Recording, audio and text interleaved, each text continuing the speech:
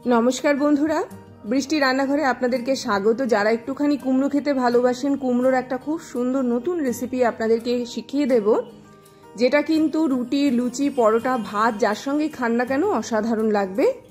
कथा ना बाड़िए चटजलदी चलुन रेसिपिटा देखिए दी। तार आगे बोली काछे दूरे जे जेखान थेके आमार एई छोट्ट भिडियोटी देखछेन आशा करी सबाई भालो आछेन सुस्थ आछेन। शीतेर सीजन एकटुखानी कुमड़ो खाबेन। कुमड़ोटा एखन देखबेन पाँच तरकारिर संगे खेते खूब एक भालो लागे ना, तो कुमड़ोर आजके आमि एक खूब सुंदर नतून रेसिपि आपनादेरके शिखिए देब। तार जोन्नो सबार प्रथमे जेटा करते हबे एकटु तेल दिते हबे। तेलटा एकटुखानी बेशी देबेन ताते करे रान्नाटा खूब सुंदर हय। तेलटा जखन एकटु गरम हये गेल आमि एर मध्ये एकदम छोटो छोटो मिहि करे काटा पेंयाज आमि एर मध्ये दिये दिलाम। पेंयाजटा दिये एटाके खूब भालो करे एकटुखानी भाजा करे नेब। तो पेंयाजटाके आमि एई क्षेत्रे खूब बेशी भाजा करछि ना, पेंयाजटा एकटुखानी नरम होले परेई यथेष्ट। एर थेके बेशी माने एकदम कड़ा भाजा करार दरकार नेই। पेंयाज दिये पेंयाजटाकेও भालो करे एकटुखानी भाजा करे निচ্ছি, একটু नरम करे निচ্ছি। नरम करे नेওয়ার পরে এখানে একটু থেতো করা রসুন আমি ব্যবহার করছি। আপনাদের যদি মনে হয় আপনারা দিতে পারেন আবার নাও দিতে পারেন, এটা অপশনাল। তো এইভাবে যখন পেঁয়াজ আর রসুনটা ভাজা হয়ে গেল তারপরে আমি এর মধ্যে একটুখানি টমেটো কুচি দিয়ে দিলাম। টমেটো এই সিজনে খুবই ভালো উঠেছে, তো সেই রকম ভাবেই কিন্তু টমেটোটা আপনারা যদি মনে করেন একটু বেশি দিতে পারেন, তবে যেহেতু পেঁয়াজ রসুন পড়েছে টমেটো খুব বেশি পরিমাণে দেওয়ার প্রয়োজন নেই। টমেটোটাকেও হালকা একটুখানি ভাজা করে নেব, একটু নরম হতে দেব। দু চারবার নাড়াচাড়া করে টমেটোটাকে আমি এই ক্ষেত্রে একটুখানি নরম করে নিলাম। টমেটো পেঁয়াজ রসুন তিনটেই আমার খুব ভালো করে ভাজা ভাজা মতো হয়ে গেল। এইবার আমি এর মধ্যে একটুখানি গুঁড়ো মশলা অ্যাড করব। তার জন্য সবার প্রথমে আমি একটুখানি হলুদ দিয়ে দিলাম, একটুখানি জিরে দিয়ে দিলাম, একটুখানি ধনে গুঁড়ো দিয়ে দিলাম। এখানে আপনারা একটুখানি আদা বাটাও ব্যবহার করতে পারেন। তো এই তিনটে মশলা আমি দেওয়ার পরে এটাকে ভালো করে একটুখানি নাড়াচাড়া করে নেব। প্রথমে একটুখানি ভাজা করে নেব। মশলাটা একটুখানি তেলেই ভাজা করে নিচ্ছি, যেহেতু তেলটা এখানে বেশি পরিমাণে আমি অ্যাড করেছি। তারপরে আমি আদা বাটাটা এখানে ব্যবহার করলাম, আপনারা একসঙ্গে মশলার সাথেও দিয়ে দিতে পারেন। আদা বাটাটা খুব বেশি পরিমাণে না, অল্প পরিমাণে দেবেন। দেওয়ার পরে এটাকে ভালো করে নাড়াচাড়া করে নিয়েছি। করে নেওয়ার পরে দেখুন এটা একটুখানি তেলের মধ্যে ভাজা করে নেব। যখন এটা ভাজা হয়ে যাবে তখন আগের থেকে সেদ্ধ করা কুমড়োকে আমি এই ক্ষেত্রে ব্যবহার করছি হাত দিয়ে একটুখানি পেস্ট মতো করে নেওয়ার, খুব বেশি পেস্ট না, হাত দিয়ে একটুখানি চটকে নিয়ে এর মধ্যে দেব। 1 কাপ মতো দিলেই যথেষ্ট। কুমড়োটাকে খুব বেশি একদম সেদ্ধ করে ফেলবেন না, একটুখানি হাত দিয়ে পেস্ট করা যাবে ওরকম সেদ্ধ করলেই যথেষ্ট।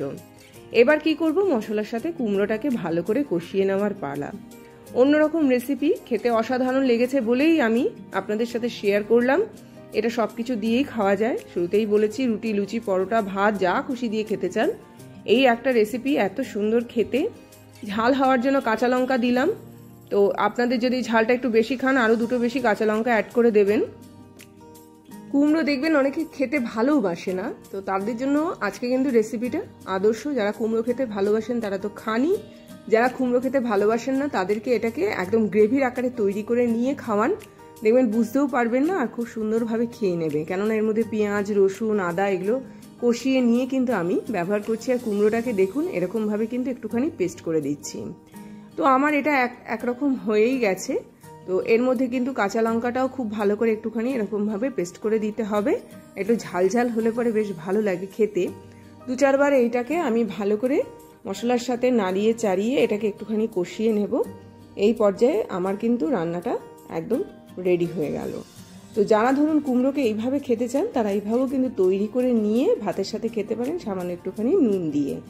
এর মধ্যে আমি একটুখানি বাদাম দেব এই কারণে, এই যে রেসিপিটা আমি আজকে তৈরি করছি যেহেতু এটা একটুখানি মুখরোচক করার চেষ্টা করছি, সেই জন্য বাদামটা আমি এখানে থেতো করে ব্যবহার করেছি।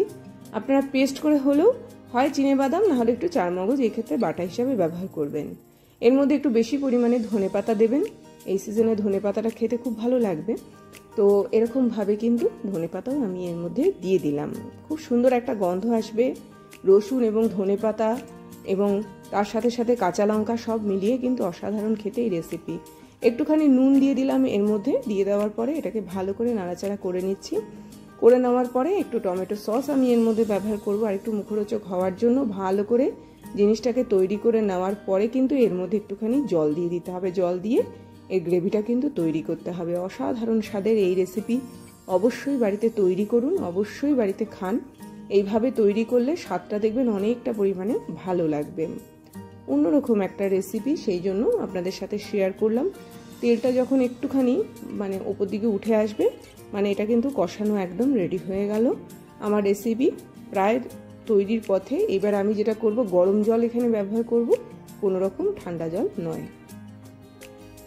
এবারে জলটা দিয়ে এটাকে ভালো করে নাড়াচাড়া করে নেব। নাড়াচাড়া করে নিয়ে গ্রেভিটা আমার একদম বেস্ট রেডি হয়ে গেল। রেডি হয়ে যাওয়ার পরে এর মধ্যে আমি গোল গোল করে কাটা 4টে টমেটো এর মধ্যে দিয়ে দিচ্ছি। একটু মোটা করে কাটা টমেটো এখানে ব্যবহার করবেন। আসলে টমেটো তো এই সিজনে অ্যাভেলেবেল রয়েছে, সেই জন্য টমেটোটা আমি এক্ষেত্রে এইরকমভাবে ব্যবহার করলাম। তার মধ্যে একটুখানি ডিম দিয়ে দিলাম। এগুলো কিন্তু এই গ্রেভির সঙ্গে খুব বেশি মিশবে না, টমেটোটা সেদ্ধ হয়ে যাবে ওই পর্যায়ে অবধি।